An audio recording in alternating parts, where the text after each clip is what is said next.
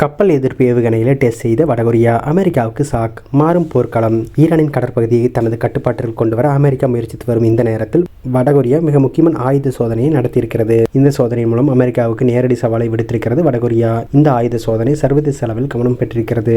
வடகொரியா தொடர்ந்து ஆயுத சோதனை நடத்தி வருகிறது என்பது உலகம் அறிந்த விஷயம். இப்படி இருக்கில் ஞாயிற்றுக்கிழமை மிக முக்கியமான ஆயுத சோதனையை நடத்தியிருக்கிறது. அதாவது போர்க்கப்பல்களை துல்லியமான தாக்கி அளிக்கும் வகையில் உருவாக்கப்பட்ட ஏவுகணைகளை சோதனை செய்யப்பட்டிருக்கிறது. இந்த வகை ஏவுகணைகளை தடுத்து நிறுத்துவது நடக்காத காரியம். எனவேதான் அமெரிக்கா இந்த சோதனையை கண்ணில் விளக்கணியை ஊட்டிக்கொண்டு வாட்ச் செய்து வருகிறது.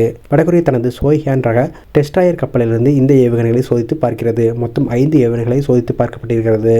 இதில் 2 குரூஸ் ரக ஏவுகணைகள், மீதமுள்ள 3 கப்பல்கள் எதிர்ப்பு ஏவுகணைகள். இதில் குரூஸ் ரக ஏவுகணைகள் சுமார் 2 மணி நேரம் பறக்கின்றன. அதேபோல கப்பல்கள் எதிர்ப்பு ஏவுகணைகள் சுமார் 32 நிமிடங்கள் வரை பறக்கின்றன. இந்த சோதனைகளை வடகொரிய அதிபர் கிம் ஜாங் உன் நேரில் பார்வையிட்டிருக்கிறார். பார்வையிட்டுடன் நிற்காமல் அடுத்த கட்ட கட்டமைப்புகளை பலப்படுத்த வேண்டும் என்று உத்தரவிட்டிருக்கிறார். இந்த ஏவுகணையோட முக்கியம் ஏவுகணைகள் ஏவப்பட்ட சோய்ஹியான் கப்பல் தான். இது டெஸ்ட்ராயர் வகை கப்பல். அதாவது ஒரு விமானம் தங்கி கப்பலுக்கு 4 முதல் 5 டெஸ்ட்ராயர் கப்பல்கள் பாதுகாப்பாக செல்லும். அந்த அளவுக்கு சக்தி வாய்ந்தது. வடகொரியாவிடம் பெரிய நவீன கப்பல்கள் கிடையாது. தற்போதுதான் புதிய கப்பல்கள் கட்டமைத்து வருகிறது. அந்த வகையில் இந்த கப்பல் சர்வதேச அளவில் கவனம் பெற்றிருக்கிறது. இந்த கப்பல்களை இந்த ஆண்டுக்குள் கட்டி முடிக்க வேண்டும் என்றும் ஆண்டுக்கு 2 போர்க்கப்பல்களை புதிதாக சேர்க்க வேண்டும் என்றும் வடகொரியா பிளான் செய்திருக்கிறது.